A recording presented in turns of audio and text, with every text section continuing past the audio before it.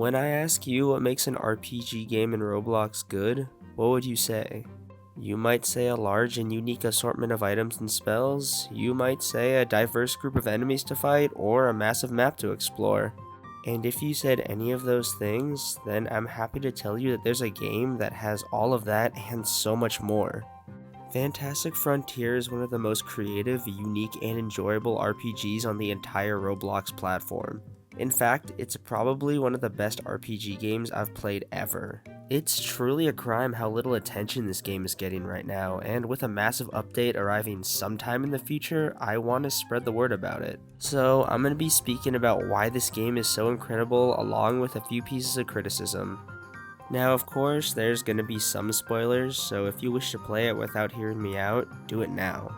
By the end of this video, you'll truly understand why Fantastic Frontier is the best Roblox RPG you've never heard of.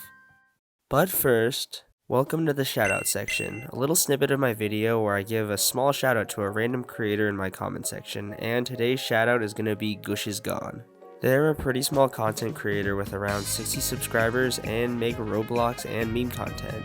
They were actually the one who gave me the idea to do shoutouts in the first place, so if you want, go check out Gush is Gone and subscribe. And now let's get back to the video.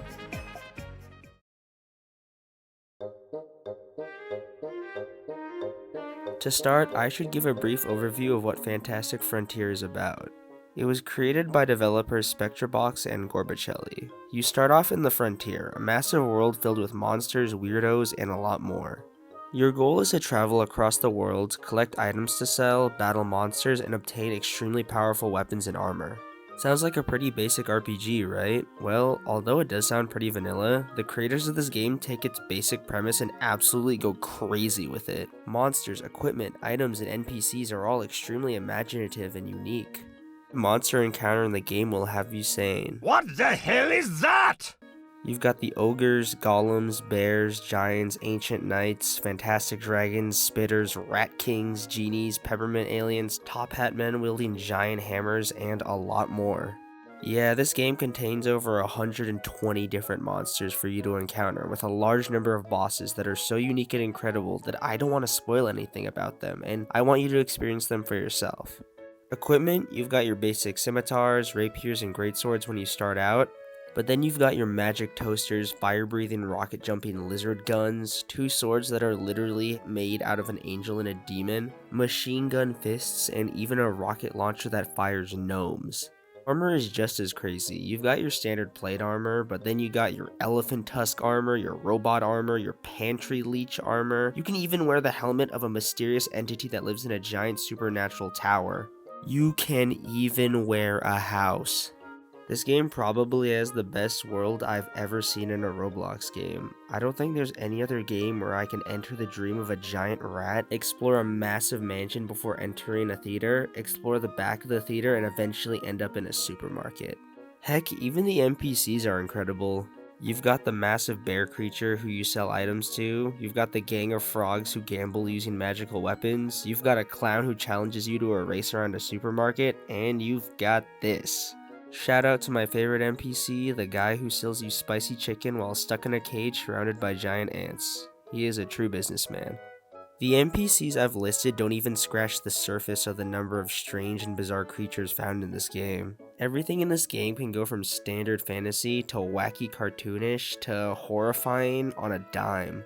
One minute you can be fighting a giant metal knight in an open field to clashing with the flying clowns that throw bombs at you in a supermarket the next. Don't even ask me what genre giraffes with TNT in their mouths go under. Everything I've said so far is just a small fraction of the content in this game, and with this upcoming update featuring 2 entirely new worlds bigger than the Frontier, there will be no shortage of content to enjoy. The sheer imagination and creativity that's gone into this game alone makes it deserving of a larger player base.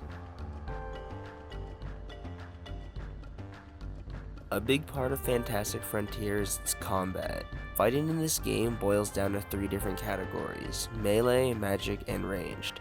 Every monster you come across has a unique set of attacks that the player must learn and adapt to.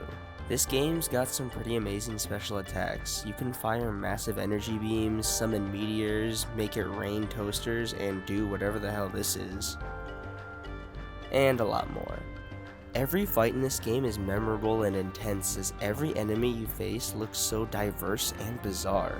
When you start out, it often takes only one hit to take you down, and dying means losing everything in your inventory minus the gear you've equipped.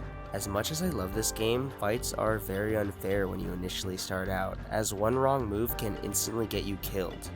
I can understand if new players are going to be turned off by this game due to the difficulty combined with the loss of everything in your inventory.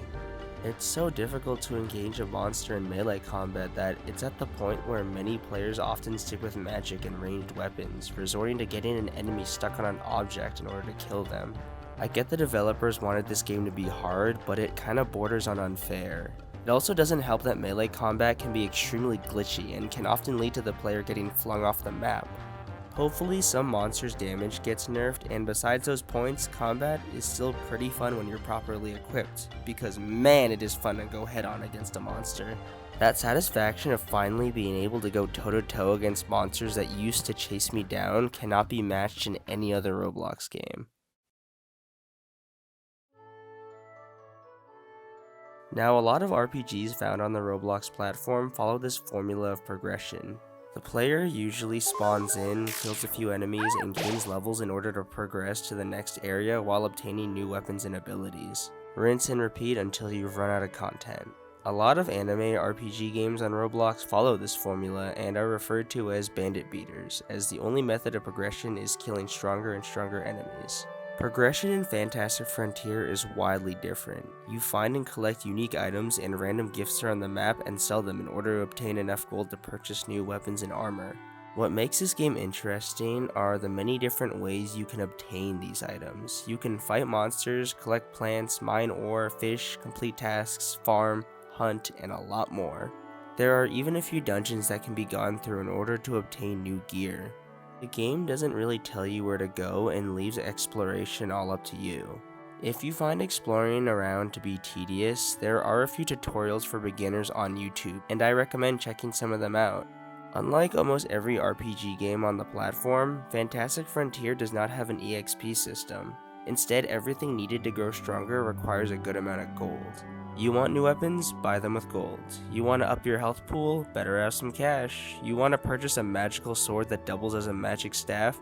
You better hope to God you have money. This one linear goal to earn money does seem a little bland, but unlike most RPGs that usually have only one or two quests that boil down to kill an enemy this many times, or find an object around the map, the sheer size of the frontier allows for the player to go off on their own and discover things for themselves. Sure, there are some quests in order to obtain a few rewards, but due to the massive number of creatures found in the frontier, dedicating time to hunting items specifically dropped by that monster is usually not worth the time. The random locations of monsters does actually provide a pretty significant negative, as there are a couple quests that provide very substantial benefits, but due to the random and sparse spawn times, completing these quests can be difficult and tedious. With the randomness of the spawns and change in monsters during the day and night, you'll genuinely never know what to expect when you go out to explore. Always remember though, if you ever feel like you're in danger, opening your inventory and pressing the green home button teleports you to safety. God, I wish I knew that when I first started playing.